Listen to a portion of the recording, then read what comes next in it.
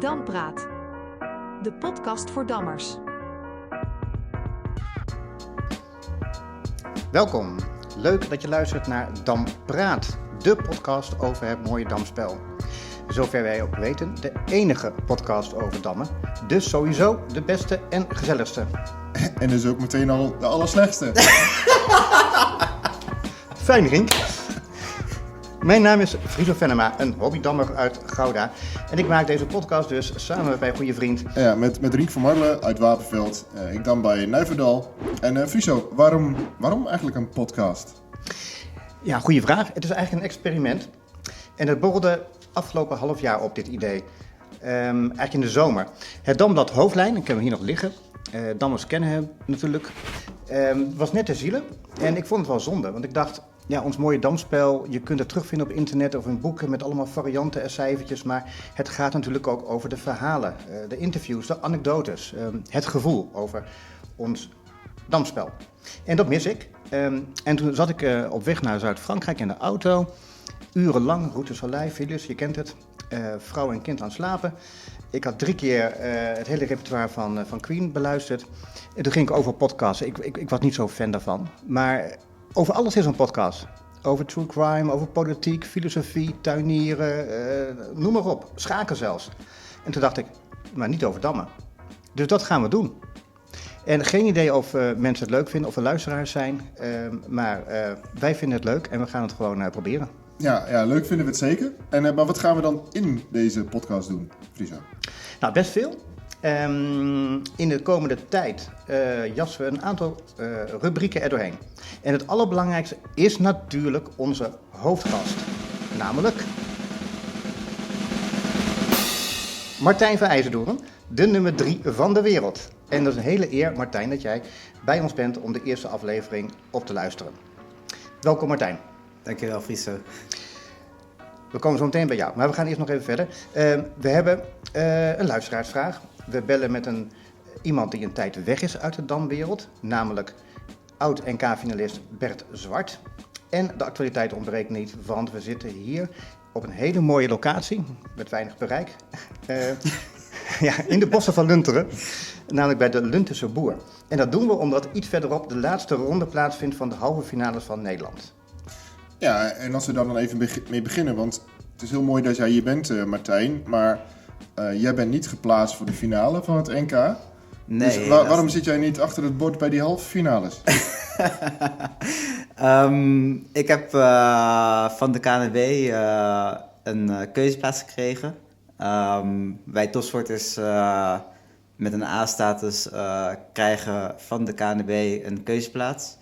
Daar ben ik eigenlijk wel heel erg blij mee. Dus je hoeft niet mee te doen naar de halve finales? Nee, ik hoef niet mee te doen. Ja, precies. Friso. Goed, fijn dat jij bent, Martijn. En wij beginnen het interview met de hoofdgast altijd. Altijd, is de eerste keer, maar dat gaan we dus doen de komende tijd. Met 5 standaard vragen. En Martijn, kort antwoord graag. Hoe ben jij gaan dammen? Ik ben via het schooldammen begonnen op mijn 6e. En dat was bij Damclub Velo. Wateringen, ja. En ik was daar dus voor een simultaan. En op een gegeven moment won ik zo'n partij. Ik dan wel eerder, maar nooit echt in clubverband. Maar ik won die partij en meteen de maandagavond begon ik bij het dammen en ik vond het superleuk. En wie gaf die simultaan? Wim Schrader, die is nu overleden, al een tijdje geleden. Maar die heeft mij wel in de damwereld gebracht. Oké, schooldammen en je was dus 6, zei je? 6 was ik, ja. Jeetje. Wie is jouw favoriete dammer?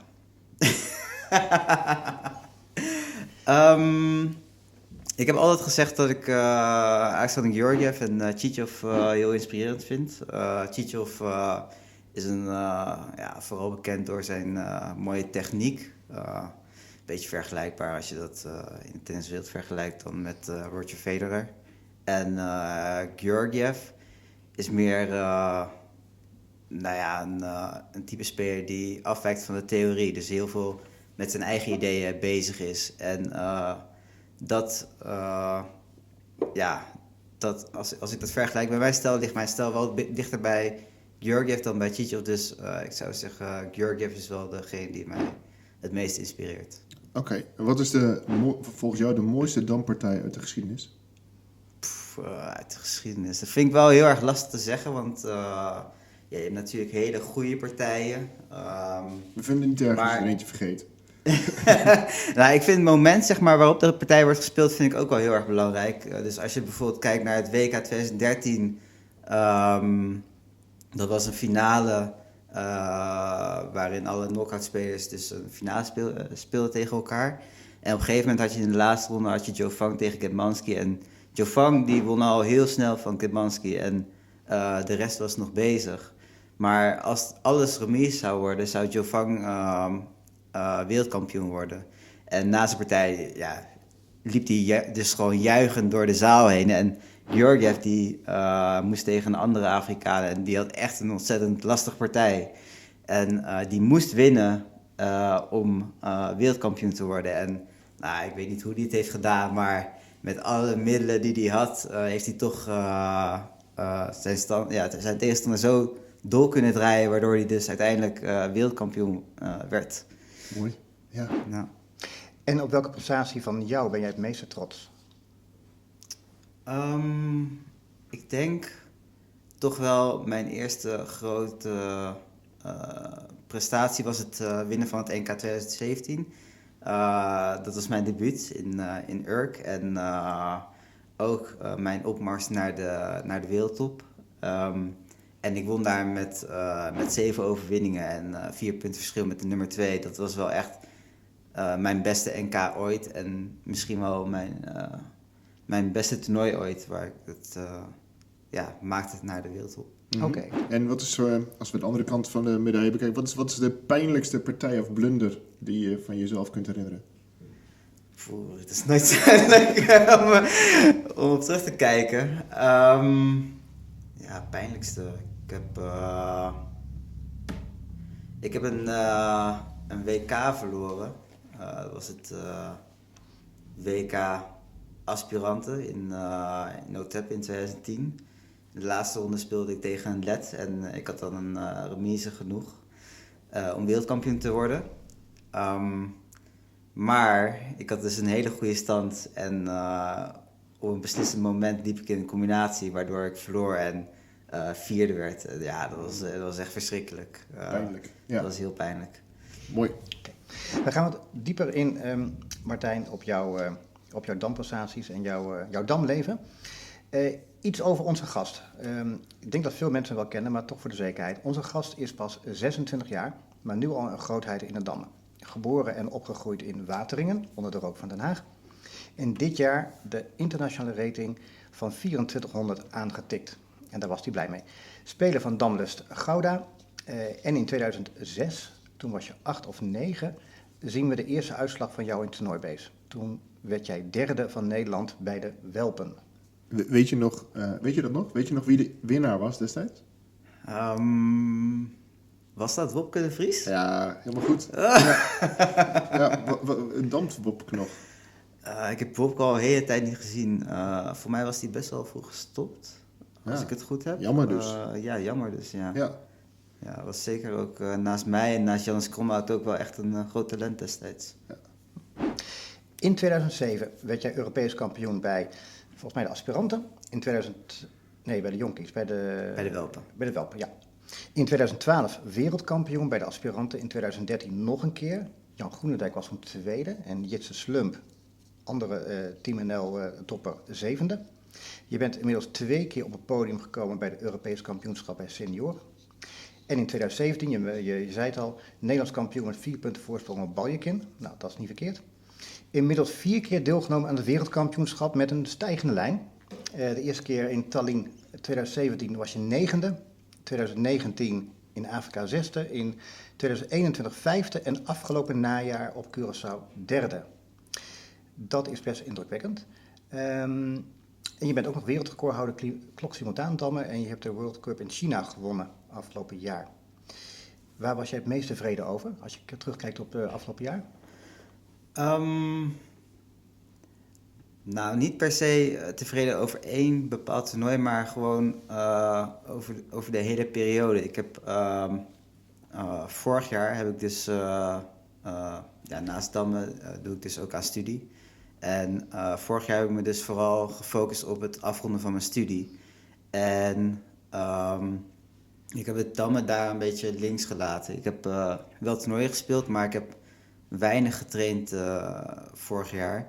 En ondanks dat ik dus vrij druk bezig was met mijn studie, is het me toch gelukt om goede prestaties neer te zetten de afgelopen periode.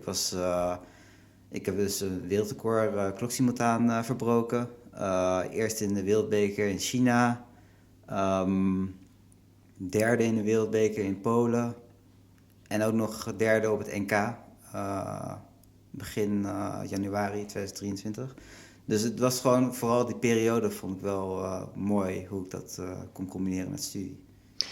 Maar dat WK, volgens mij was je daar niet helemaal... Oh, daar was ik natuurlijk ook derde. Dat was ook derde, ja. Ja. En dat klinkt natuurlijk geweldig, derde van de wereld. Ja. Maar je ging voor goud. Ja, klopt. Ik ging voor goud. Het is niet gelukt. Ik vind wel dat ik daar een goede partij heb gespeeld. En waarom het niet is gelukt, ik denk, iemand scoorde veel beter dan ik. Dat is eigenlijk het verhaal. Annick Even had een toptoernooi. Ja. Maar tegelijkertijd, je had het net over het NK op Urk. Op Urk. Toen zat je echt in een enorme flow, hè? 7 overwinningen inderdaad. Ja. Is ook heel moeilijk aan te geven, maar op het WK zat je in dezelfde flow of was er iets minder? Ik had wat opstartproblemen. Het was, bij het WK was het vrij lastig voor de Nederlanders in het begin. Bij het WK waren er 20 deelnemers en normaal gesproken moeten dus de landgenoten in de eerste 9 rondes al tegen elkaar gespeeld hebben. Dus wij speelden in de eerste 9 rondes dus allemaal tegen elkaar. En wij hadden dus een vrij sterke groep in het begin van het toernooi.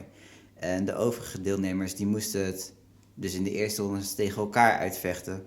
En daar kwam Yuri Anikeev, dus de wereldkampioen, met 5 overwinningen uit. Dus wij stonden vanaf ronde 9, ronde 10 al met 5 overwinningen achter op de huidige wereldkampioen. En dat was vrij lastig om hem in te halen. En dat was ook natuurlijk wel lastig voor ons. Ja, en er was ook een bijzonder WK volgens mij. Ja, het was wat rommelig volgens mij. Ik weet niet of jij het ook hebt gezien. Ja, ik ben de eerste week erbij geweest inderdaad. Het was natuurlijk heel warm op Curaçao. En je zat in een soort van vliegtuighal of zo. Ja. En met dan de airco aan. En dan moet je oppassen dat je niet werd weggeblazen.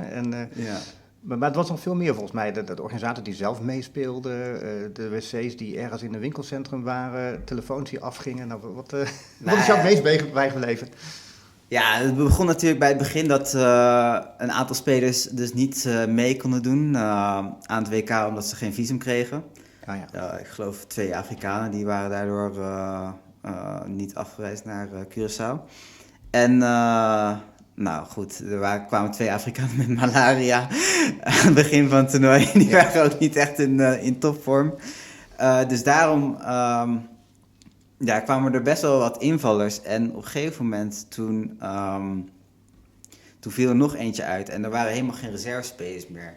En het was een uur voor aanvang van het toernooi.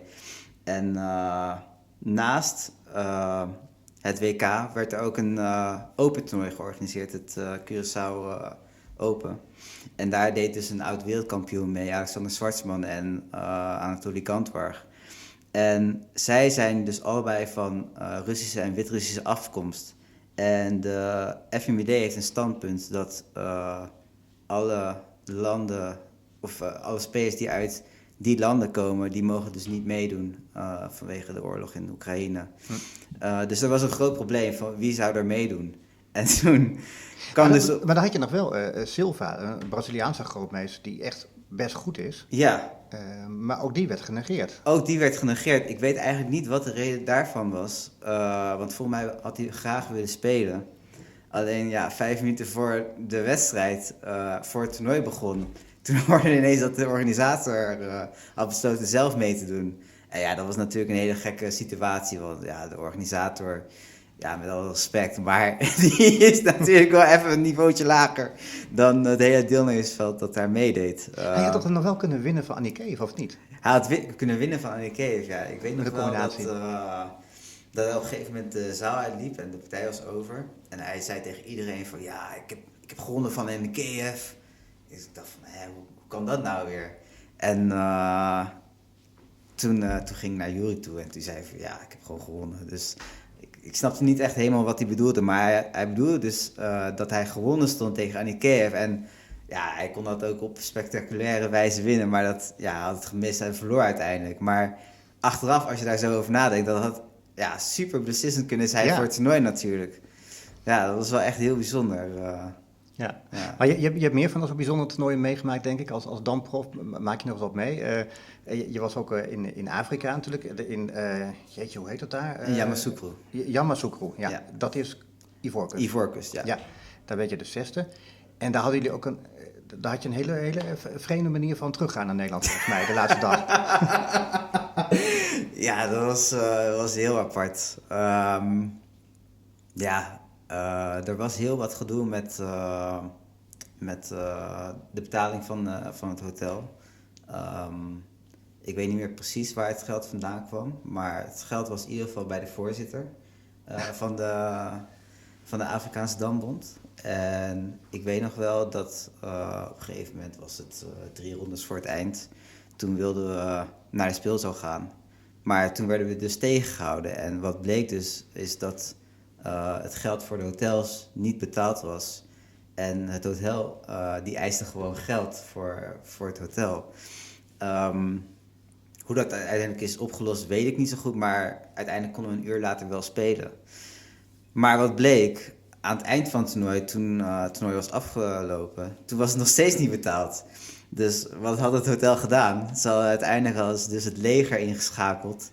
Het leger. Het leger, ja, dat is echt geen grap. Het leger hadden ze ingeschakeld om ons dus tegen te houden. Want ja, ze wilden natuurlijk gewoon hun geld hebben voor het hotel. En op een gegeven moment, spelers moesten dus weg naar het vliegveld. En die werden dus letterlijk tegengehouden. En op een gegeven moment was er dus een situatie dat er 2 Mongoliërs die stonden in de lobby, die wilden weggaan, maar werden tegengehouden. En die misten daardoor hun vlucht. En die jongen die werd helemaal gek. Die begon met het gooien van zijn koffer op de grond en begon te schreeuwen in die lobby. En dat was echt chaos. En uiteindelijk heeft hij dus gewoon zijn vlucht gemist daardoor. Ja, en jullie mochten de volgende dag wel weg, geloof ik. Ja, we zijn maar weggegaan. Toen niemand het zag. Ja, nou, bijzonder. Hey, Martijn, op het WK werd jij derde, Jan werd tweede. Klopt. Jullie liggen misschien dicht bij elkaar. Wie is er nou beter?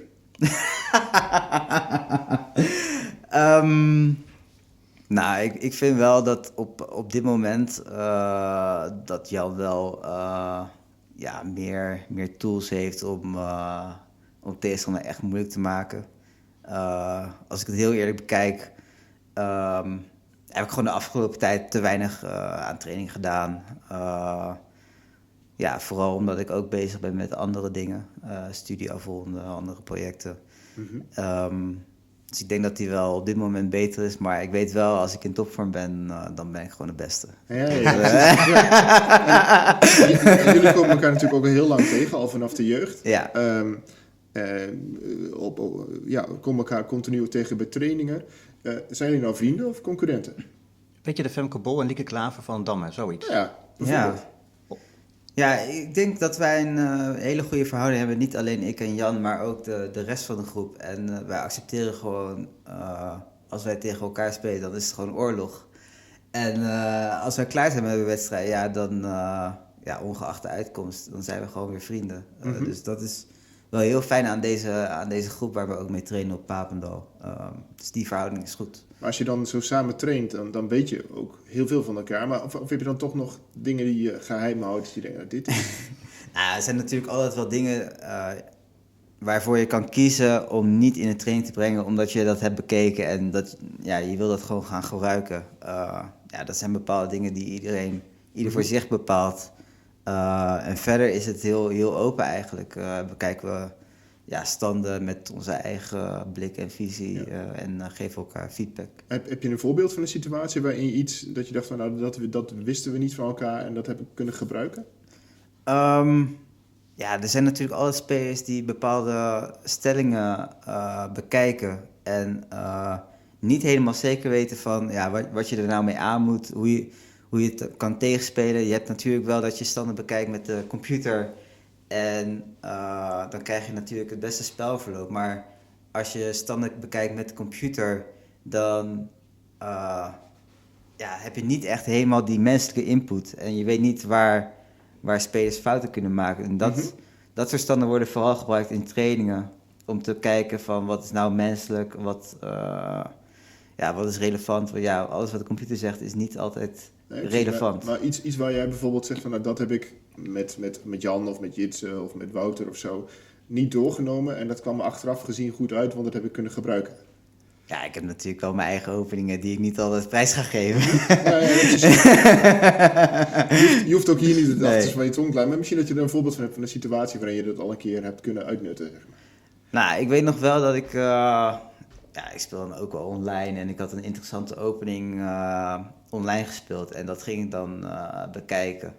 En vrij diep was dat. En dat heb ik met een groepje vrienden heb ik dat eigenlijk gedeeld. Toen zei ik zo van, als ik dit op bord ga krijgen tegen een topgrootmeester, dan gaat hij er echt aan. Ja. En toevallig, ik snap ook echt niet hoe dat gebeurt, maar toevallig gebeurde dat dus tegen Jan Groenendijk in Rotterdam Open tijdens de World Cup. En ik speelde dus precies die openingen, 30 zetten lang, zoals ik het had voorbereid. En ik had dus één vriend, die kwam dus die dag kijken.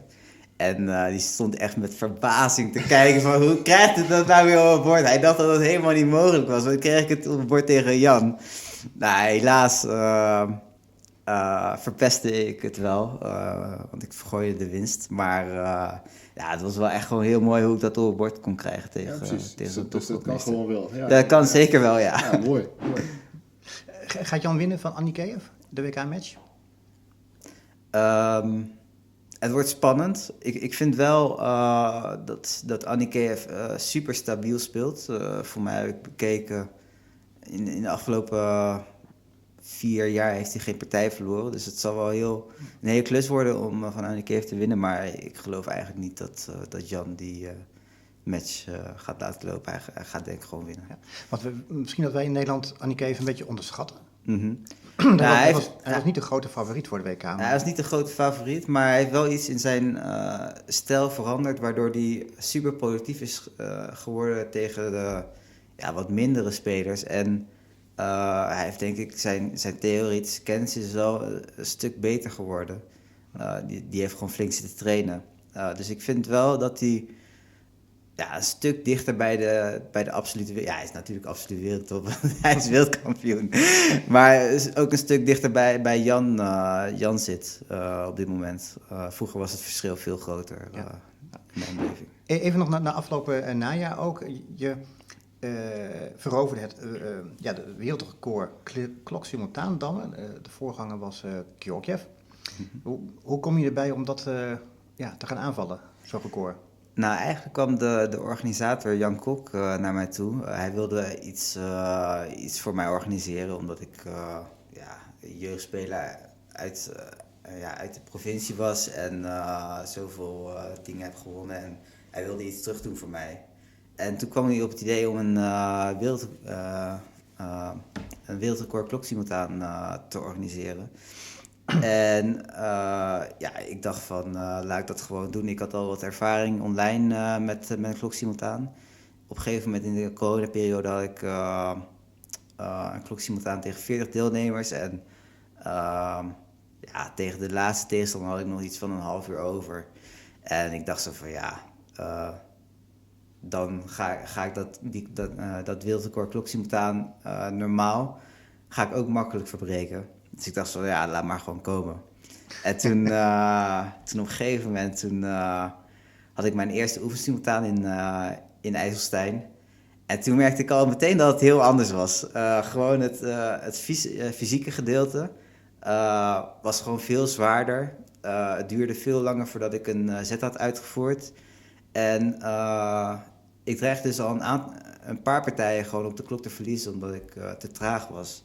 Dus ik merkte wel dat het een hele opgave was. En dat was tegen 30 deelnemers. En ik moest het uiteindelijk tegen 50 deelnemers doen. En het verschil was dan tussen online en fysiek dat je ook gewoon moet lopen, moet uitvoeren? Het lopen en online krijg je dus meteen de volgende partij in beeld. Dat gaat binnen een seconde. En je kan ook binnen een seconde zetten. En bij kloksimultaan, ik denk dat het ongeveer 3 seconden per zet duurt. Dus van het ene bord naar het andere bord lopen, een zet doen en dan de klok indrukken. Tussendoor moet je natuurlijk ook nadenken wat de beste zet is. Dus dat kost gewoon meer tijd. Oké, maar dat luistert dus zo nauw eigenlijk, dat je met secondes rekent bijna. Ja, zeker. Zeker. Ja, oké. Maar in de krant zei je, want je haalt het, die 50. En je zei in de krant, ik kan er nog wel 5 borden bij hebben. Dus wanneer is de volgende poging? Ik denk niet 5, ik denk wel 10 of misschien wel meer. Oh. Ik denk wel echt wel een stuk meer. Ik zou het eigenlijk liever willen zien dat iemand mijn wereldrecord verbreekt en dan dat ik weer zijn wereldrecord verbreek. Mijn eigen wereldrecord verbreken, ik denk dat ik dat wel kan, maar ik wil dat niet meteen doen, denk ik. Ik zou het wel leuker vinden als ik competitie heb van iemand anders, bijvoorbeeld Jan of Jitse. Oké, dus dat is een uitdaging die je nou... We weten hoe, dus Sergej Bubka, precies, die moet ook aan denken. Met 1 centimeter. Een polstok hoogspringen, iedere keer 1 centimeter gewoon omhoog. 1 bord erbij, niet de sprong van 10 gaan, hoor. Ja. En volgens mij is er nog ook iets wat hierna komt, na die recordpoging. Namelijk, je bent bezig met het opschrijven van, volgens mij. Goed dat je dat zegt. Ik ben dus bezig met het uitbrengen van een boek van mijn wereldrecordpoging. Ik ben ermee bezig. De planning is dat over 2 maanden ongeveer uitgebracht moet worden.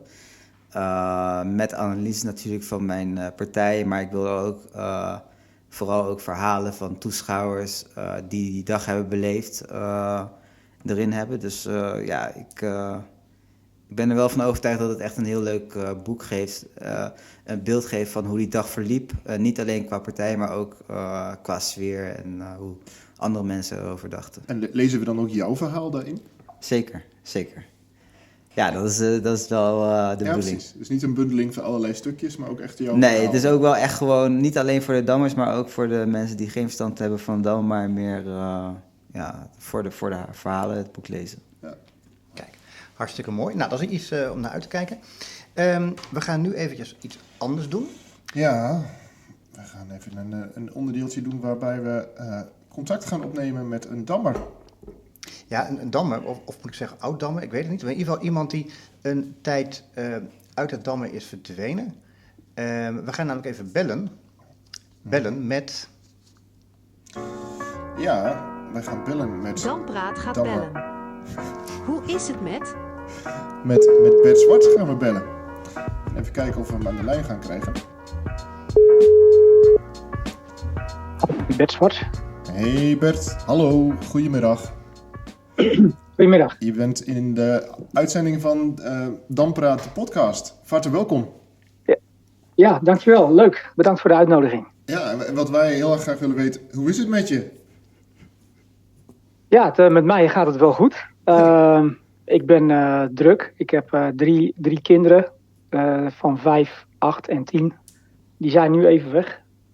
Dus het is rustig. Ja. En mijn vrouw, ik werk fulltime. Mijn vrouw werkt ook fulltime. Dus je kunt je wel voorstellen dat het elke week weer een puzzel is om de week door te komen. Maar het is wel leuk. Ja, nou super. Ja, je bent in de podcast, we zitten hier met Friso en met Martijn van IJzendoorn. Dus Martijn is onze gast. En Friso heeft ook een aantal vragen voor je. Dus, Nou ja, wij kennen elkaar natuurlijk nog uit de jeugdperiode. Samen nog juniorenkampioenschappen gespeeld. Is dit ook de reden dat je eigenlijk een beetje uit het dammen bent verdwenen? Die drukke privé-omstandigheden? Of is daar... ja, dat is een goede vraag. Het is een goede vraag. Het heeft denk ik meerdere oorzaken. In de eerste plaats vind ik dammen nog steeds geweldig. Maar ik heb een tijdje voor mijn werk in het buitenland gewerkt. Dus dan op een gegeven moment kom je erachter dat het mogelijk is in principe ook om niet te dammen en door te gaan met leven. Je kunt op internet dammen.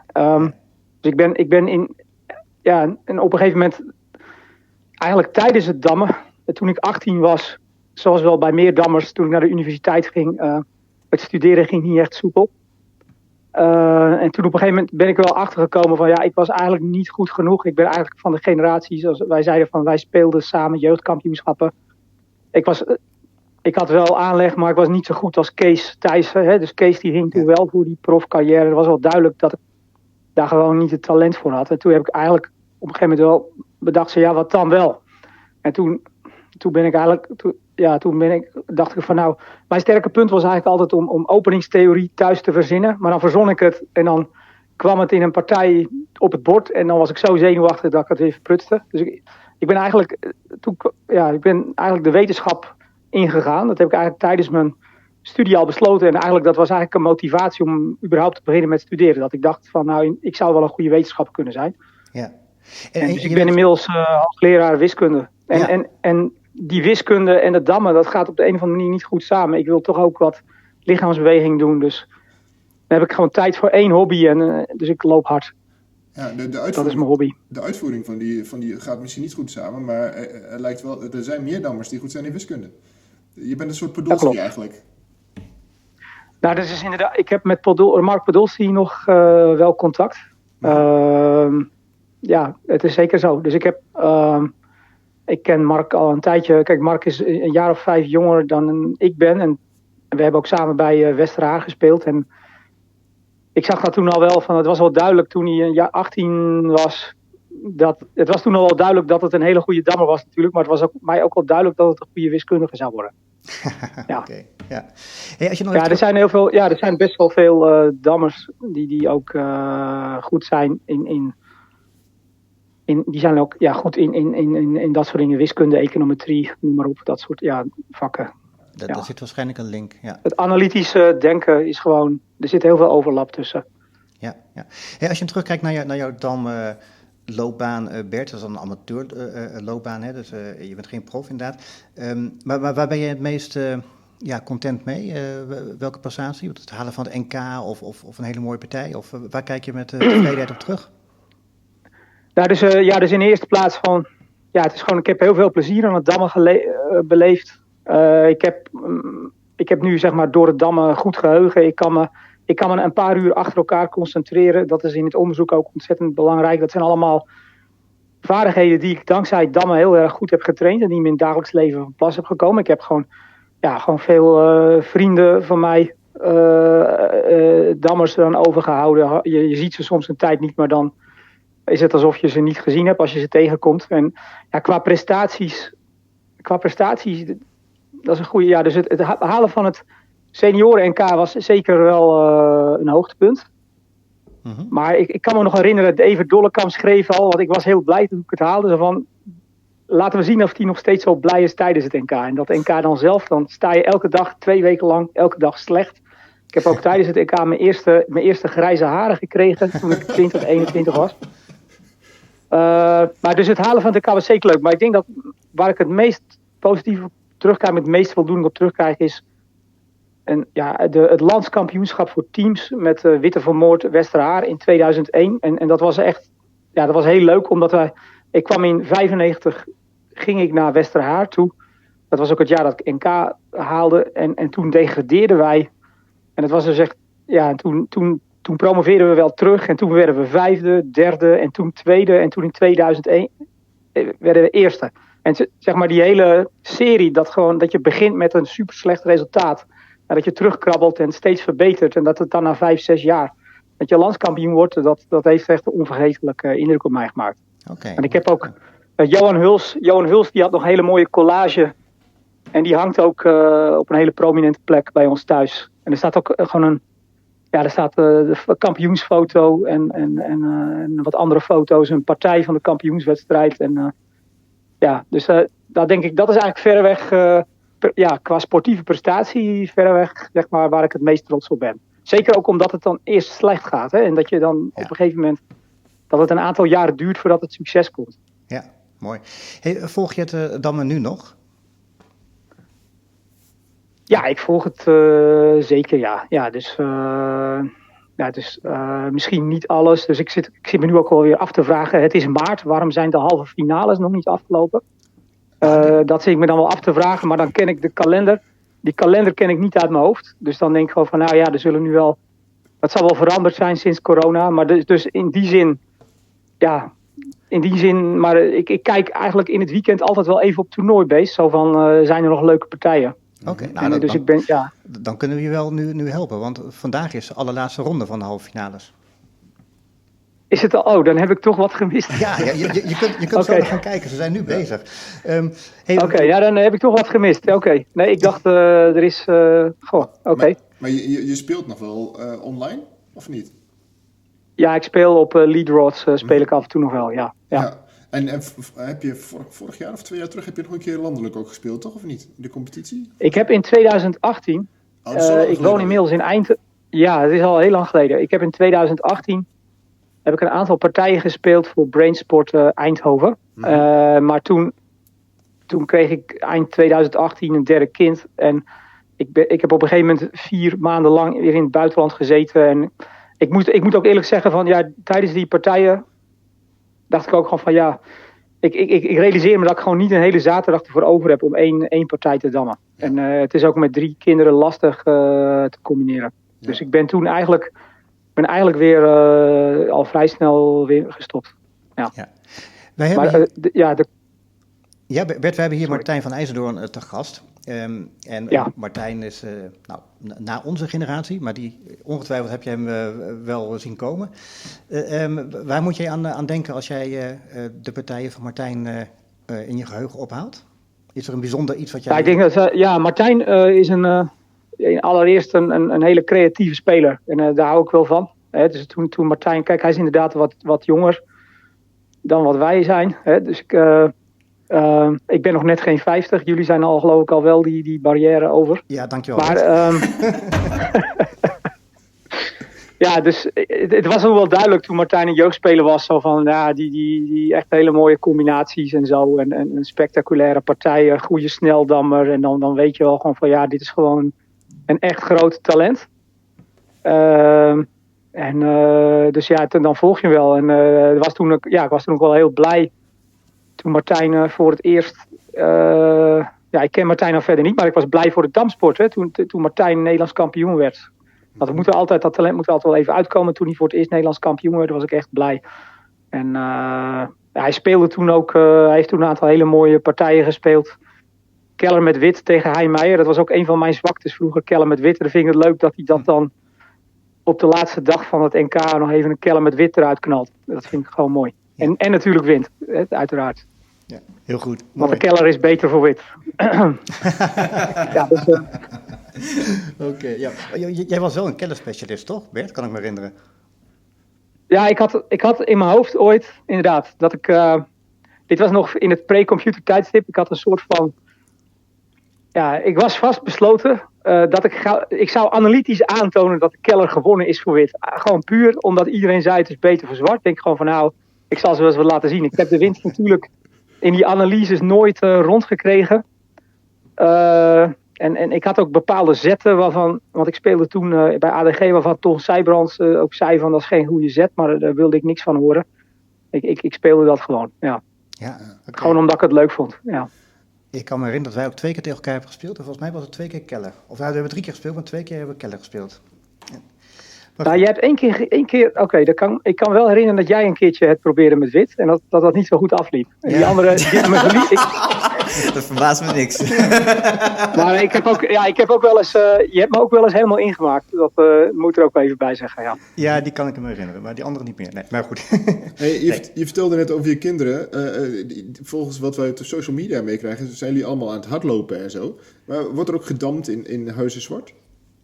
Er wordt thuis gedampt. Hè. Dus mijn oudste is 10 en die ziet gewoon 1 om 3'tjes en dat soort dingen. Ja. En dus hij ziet het wel. Maar op een gegeven moment vroeg hij ook, papa, mag ik op dammen? Maar ja, dat is gewoon lullig. Er is gewoon geen jeugdclub in Eindhoven. Dus dat is dan vrij simpel. En dus daar houdt het gewoon op. Ja.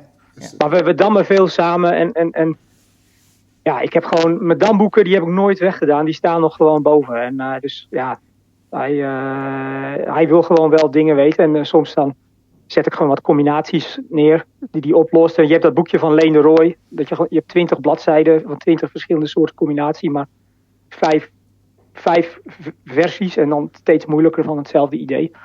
En dat soort dingen. Ja, hij is nu wel op een leeftijd dat hij dat... kijk, hij speelt niet. Maar hij heeft daar wel interesse in. Ook omdat hij ziet me natuurlijk vaak op mijn mobiele telefoon dammen. En dan willen ze ook. Ja. En mijn jongste, die is 5. Die loopt de hele tijd met die damborden van Marcel Kosters rond. En dan wil hij een potje met me dammen. En dan geef ik hem een aantal schijven extra. En dan gaan we dammen. Ja. Kijk, nou, dat klinkt op zich nog wel hoopgevend. Want onze laatste vraag is natuurlijk, Bert, zien we jou ooit weer terug in de damwereld? Ja, Friso, ik zeg nooit. Hè? Dus ik zat ook te denken van... het kan zomaar zijn bijvoorbeeld dat je me een keer tijdens een zomertoernooi... dat ik gewoon een week vrij neem en dat ik gewoon een week ga dammen. Dat kan zomaar. Maar ik denk dat als je me terugziet, is de kans groter dat het gewoon tijdens zo'n zomertoernooi... of tijdens een snellandtoernooi is dan tijdens de competitie. Kijk, nou, daar kijken we naar uit. Hey Bert, heel veel dank dat je eventjes aan de lijn wilde komen... en dat we met jou konden praten. Succes. Ja, jullie ook bedankt en succes. Tot ziens. Ja, dank je Bert. Fijne dag nog. Dag. Martijn, jij bent hier nog, gelukkig. Ken jij Bert Zwart? Ik ken Bart Zwart wel. Niet van de partijen van vroeger. Maar vooral wel van het commentaar wat hij vaak gaf op toernooibase, op de partijen. Dus ja, daar ken ik Bert Zwart wel van. Ja, oké. Wij gaan naar de volgende rubriek, namelijk de luisteraarsvraag. Mm-hmm. Ja. De luisteraarsvraag die komt uit Brabant volgens mij. Ja, precies. We hebben op Facebook reacties gekregen, volgens mij op Instagram ook. Er zijn verschillende vragen binnengekomen. En er is 1 vraag van Ad de Hoon. En die gaat over, voor Martijn, hoe goed is jouw voorstellingsvermogen? En kun je ons een inkijkje geven in jouw voorstellingsvermogen? Lastige vraag. Mijn voorstellingsvermogen is wel zo goed dat ik een hele partij bijvoorbeeld blind zou kunnen dammen, zonder problemen. In de meeste situaties heb je een voorstellingsvermogen van 5 tot 10 zetten nodig om een goed plan te kunnen vinden in, misschien in de opening of in het middenspel. Maar als het naar het eindspel toe gaat, dan heb je toch wel meer een voorstellingsvermogen van 15 tot 20 zetten nodig. Mm-hmm. Om echt de stand goed te kunnen beoordelen. Dus ik zou zeggen, ik kan zeker wel 20 zetten vooruit denken. Mm-hmm. Maar het is een beetje de vraag van waar ga je het inzetten? En hoe is dat... Want je kunt zeggen, ik zie die stand voor me. Maar er zit vaak ook een soort twijfel omheen van... klopt die stand dan ook zoals ik hem voor me zie? Of heb ik dat? En zeg je even, nee, heb ik gewoon niet. Want ik weet gewoon, dit is de stand. In de meeste situaties heb ik wel gewoon door wat de stand is. Ik denk ook wel dat dat gewoon komt omdat je gewoon dagelijks traint natuurlijk. Mm-hmm. Maar ja, er zijn natuurlijk in sommige situaties dat je vermoeid raakt en het is de laatste ronde van, laten we zeggen een WK, dan mis je wel dingen. En dan merk je wel dat je de stand soms niet goed ziet. Oké, ja. Maar ik heb ook wel eens we zaten een keer in een competitiewedstrijd met Ton Sijbrands en toen had ik het idee dat hij het dambord alleen maar gebruikte om met ons te communiceren, om uit te leggen bij de analyse, nou dit is wat ik bedoel. Dat jullie het ook begrijpen, zeg maar. Ja, precies, maar ik heb die stand gewoon in mijn hoofd eigenlijk heb ik het dambord helemaal niet nodig. Ja. Dus waar ik AZ ben en naar het dambord kijk, zou jij ook gewoon ergens anders naar kunnen kijken, want je hebt die stand in je hoofd. Ja, ik vind dat na de partij vind ik dat wel heel erg lastig, want sommige spelers komen dan naar je toe of je tegenstander en dan, dan gaan ze in cijfernotaties zeg maar de stand analyseren en dan ben ik al lang uitgeschakeld. Dan, ik schakel heel snel af van de partij en dan focus ik me al op iets anders of ben ik totaal ergens anders mee bezig en dan komen ze ineens met notatie. Ja, dan volg ik er ook niks meer van, maar moet ik eerlijk zeggen. Dus het hangt er wel af van welk moment je me het vraagt. En wat het heeft te maken met het uitschakeld zijn of ook met die notatie? Dat je zegt, Nee, notatie ben ik wel vrij bekend mee. Maar ik ben gewoon afgeschakeld, ja. Oké. Ad vroeg ook nog van, heb jij een bepaald fragment nog in je hoofd wat je echt, wat je heel gaaf vindt, van een combinatie hebt uitgehaald of een heel mooi eindspel of echt eentje waarvan je denkt van, nou, als ik een schilderij boven mijn in de woonkamer moet hangen, dan zou die stand erop komen? Ja, vind ik lastig om te zeggen. Ik heb natuurlijk wel een top 10 van echt mijn mooiste partij ooit. Ik zou niet zo snel een schilderij van een dambord in mijn woning zetten. Maar ik ben wel... ik was wel, net zoals Bert Zwart zei, echt heel trots op die partij tegen Hein Meijer in de laatste ronde van het NK. Dat was wel echt een soort van kunstwerk op een gegeven moment. Een totaal onverantwoorde omsingeling die ineens aan alle kanten begon te draaien voor mij met afsluitende combinatie, waardoor ik de partij won. Ja, dat is er wel eentje die ik dan voor een uitzondering aan de muur zou hangen. Oké. Nou, die moeten we gaan terugkijken. Gaan we even weer naar een volgend item. Dampraat actueel. Is er nog damnieuws? Ja, hoe zit het met de actualiteit? Nou ja, vandaag is het de laatste ronde van de halve finales van Nederland. Is jou iets opgevallen, Martijn? Aan de uitslagen niet, maar ik denk dat je doelt op het deelnemersveld. Zeker. Ja. Ja, dit jaar doet Alexander Schwarzman mee, een oud wereldkampioen natuurlijk. En die gaat zich wonderbaarlijk plaatsen. Wonderbaarlijk, omdat hij een valse start had. Hij had een nogal valse start. De eerste dag van de halve finale, toen verloor hij op de klok van Andrew Chong-Aung. En de partij daarna had hij dus eigenlijk moeten verliezen van Hein Meijer. Maar die had hij nog net aangered. En vanaf toen heeft hij voor mij zo alles gewonnen. Ja. Ja, dus dat is best wel indrukwekkend. En die gaat zich nu ook plaatsen. En dat is natuurlijk een grote concurrent voor ons. Ja, absoluut. Ik vraag me toch even af, jullie zijn echt de absolute wereldtop. Hij verliest op de klok. Overigens Bim Ramdien, meervoudig NK-finalist, die had hetzelfde probleem. Hoe kan dat? Jullie weten toch hoe een klok werkt, hoeveel zetten je moet doen. Hoe kan een oud wereldkampioen als Schwarzman op de klok verliezen? Ja, toch de spanning van de halve finale, denk ik. Hij heeft nog niet eerder meegemaakt, hè? Dat zal zijn. Ik weet niet zo goed. Ik vind altijd dat je zelf verantwoordelijk bent voor de klok. Dus als je doorheen gaat, dan heb je ook terecht verloren. Er is gewoon een tijdslimiet. En daar moet je je aan houden.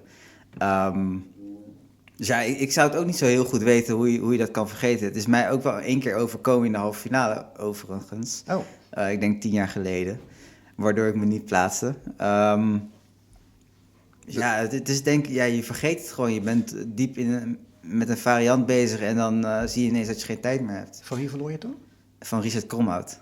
En toen plaatste je niet? Nee, toen plaatste ik me niet. Ja, ik was ook niet zo... En dat was toen nog met Fischer-tempo. Dat was Fischer-tempo, ja. Nu is het andere tempo. Ja, nu is het zo dat je tot aan de 45e set geen tijd erbij krijgt. En dan na de 45e set krijg je 30 seconden er steeds bij. Ja, precies. En, ergens voelt dat een beetje als teruggaan naar de oude tijd. Met die tijdcontrole, met het aantal zetten doen. Ja. Hoe ervaren jullie dat? Nou, ik vind het eigenlijk wel beter dat deze verandering heeft plaatsgevonden. Met het oude speeltempo, dus dat is 80 minuten plus 1 seconde per set, ben je toch langer bezig. En ik vind dat je met oude tempo meer kans hebt als mindere speler om een punt te halen tegen echt een topgrootmeester. Want doordat je meer tijd hebt, heb je meer tijd om te rekenen. En kan je denk ik makkelijker in stand houden. En doordat we nu met wat minder tijd spelen, dus ik denk dat je tussen de 3 en 4 bezig bent, maximaal, komt dat verschil in rekenkracht komt echt duidelijker naar boven. Dus ik ben wel blij dat die verandering... Je krijgt nu ook wel dat er meer partijen door blunders... meer blunders, maar dat vind ik niet eens zo erg. Maar ook wel dat er meer uitslagen vallen tussen topgrootmeesters. Er is ook nog best wel een groot verschil in rekenkracht tussen de topgrootmeesters. En die wordt gewoon een stuk duidelijker. En ik vind wel dat goed is. Ja. Okay. Het leuke van de halve finales vind ik altijd dat je ook de gevestigde orde hebt tegen de nieuwe lichting die er aankomt. Ja, en bij die nieuwe lichting, want vorig jaar hadden we een aantal debutanten in het NK. We hadden Matteo Boxem, Luc ter Weijden en Jan van der Star. Die waren debutant in Drachten. En die deden nu alle drie, doen ze weer mee in de halve finales. En het grappige is dat ik dacht van, welke van die 3 debutanten zou zich... Want als je debutant bent geweest, om je dan opnieuw te plaatsen, is best wel een karwei. En wat ik zo opvallend vind, is dat van die 3, Jan van der Star eigenlijk nu de beste kans heeft om zich weer te plaatsen. Ja, dat is ook wel heel erg gek, hè? Dus, ik had het niet zien aankomen. Matteo zit natuurlijk in het talentprogramma. Die heeft het best lastig om zich te plaatsen. Voor mij 3e staat hij nu, of 4e. Ja, hij verloor van Simon. Simon heeft goede kansen om zich te plaatsen, maar ook niet helemaal duidelijk, omdat nu Ronald Kreeft ook gelijk staat met hem. En die heeft natuurlijk een relatief makkelijkere tegenstander dan Simon. Dus het wordt een beetje afwachten wie zich gaat plaatsen. Maar alleen Jan van der Star ziet er goed naar uit. Hoe kan dat? Ja, hij speelt bij Dam, dus er is geen andere verklaring voor. Hij wil stiekem trainingen en... nee, niet stiekem natuurlijk, maar wordt er veel getraind binnen Damlust? Vroeger hadden we altijd online avonden, waarin we bij elkaar kwamen met een stuk of 10 spelers. En zaten we een beetje met elkaar te analyseren en bij te praten. Dat doen we nu wel wat minder, maar ik weet wel dat Jan van Star meer bezig is geweest met Erno Postman, onze teamleider. En hij heeft zich vooral gefocust op zijn tijdnood. Hij is een speler die op set 5 al met 1 minuut kan spelen, bij wijze van spreken. En dan speel je natuurlijk de hele wedstrijd nog maar met 1 minuut. Dat is gewoon niet zo... Maar dat heeft hij het afgelopen NK ook gedaan nog? Heeft het afgelopen NK ook gedaan, ja. Dat is gewoon onvermijdelijk. Maar ik merk nu wel, ik speel natuurlijk ook in team nationaal met hem, dat hij wel een stuk beter is gaan spelen, omdat hij nu ook met zijn tijd beter is omgegaan. Ja. Dus daar zit blijkbaar een groot talent, wat nu ook met die andere tijd daar toch beter uitkomt. Ja, nu die zeg maar meer daarmee bezig is, gaat dat zeker wel profijt hebben voor hem. Ja, mooi. We gaan richting een afsluiting. Martijn, ja of nee vraag. Word jij in de komende 5 jaar wereldkampioen? Ja. Kijk, dat is helemaal goed. En jij bent bijna klaar met je studie. Volgens mij komende zomer. Wat gaat daarna gebeuren? Wat is jouw plan? Mijn plan is om een tijdje te gaan dammen. Totale focus op het dammen. Ik vind het altijd wel... ik heb het altijd wel minder gevonden dat ik dammen en ski tegelijk moest combineren. Omdat ik niet... omdat het moest natuurlijk. Maar daardoor kon ik niet 100% focussen op het dammen. Waardoor ik, vind ik, niet het maximale uit mijn carrière heb gehaald wat ik kan halen. Ik denk als ik maximaal aan dammen kan zitten, dan kan ik nog veel beter dammen dan wat ik nu laat zien. Terwijl ik nu ook op mijn een toprating zit natuurlijk. En help ons gewone dammers eventjes aan, want wat ga je dan doen? Hè? Je bent dan klaar, je bent dan even alleen met dammen bezig. Ja. Je staat 's ochtends op om, 8 uur of 9 uur. Ja. En wat ga je dan doen? Ga je dan rekenen opgaven doen? Of ga je gasduinen in de kelder om, zoals Bert de ambitie had om de kelder voor wit te laten winnen? Of wat ga je dan doen? Nou, ik vind het gewoon leuk om mijn eigen openingen te hebben en een beetje uit de theorie varianten te zoeken. En ik heb gewoon niet echt de tijd gehad tijdens mijn studie om dat goed te kunnen doen. Veel andere topspelers die hebben veel meer theoretische kennis misschien dan ik. Maar ik ben altijd wel... ik heb altijd wel eens in de zoveel tijd mijn eigen varianten gehad, waarmee ik ook heel succesvol was. In 2016 won ik met een variant die ik in 2013 had voorbereid. En die had ik dus op het bord tegen een oud-wereldkampioen, Koentis Valneris. En die speelde ik gewoon helemaal weg met die variant. En als ik meer van dat soort varianten zou hebben, dan zou ik denk ik veel productiever nog kunnen zijn dan ik nu ben. Oké, nou, dat klinkt goed. Ja. Wij zijn op het einde gekomen van deze podcast. Ja. Dank je wel, Martijn, voor je aanwezigheid. Rink, vond je het leuk? Ja. Dat is natuurlijk de vraag of de mensen het ook leuk vinden. Maar om te doen, leuk en mooi om wat meer te horen over Martijn. En eventueel te horen hoe het met Bert gaat. Dus ja, ik heb me goed vermaakt. Mooi. Dan gaan we hiermee door. Ik zou zeggen tegen de luisteraar, houd de kanalen in de gaten van Dampraat. Feedback en ideeën zijn altijd welkom. En de volgende aflevering volgt ergens in het voorjaar. Waarschijnlijk opgenomen tijdens het damtoernooi van Putten, waar we allebei aan meedoen. Precies, dan gaan wij proberen dat toernooi te winnen. Hebben jullie ook jullie eigen variant overigens? Martijn, jij doet niet mee in Putten, hè? Nee. Heel goed. Dan maken wij misschien nog een beetje kans. Want jij speelt volgens mij de week ervoor in Flevoland. Flevoland, ja, klopt. Kijk, helemaal goed. Succes daar. En ik zou zeggen, luisteraar, vergeet niet de uitzending een beoordeling te geven of te delen. Vooral met andere damliefhebbers. Dank voor het luisteren en tot de volgende keer. Ja, tot de volgende keer. Dit was Dampraat, de podcast.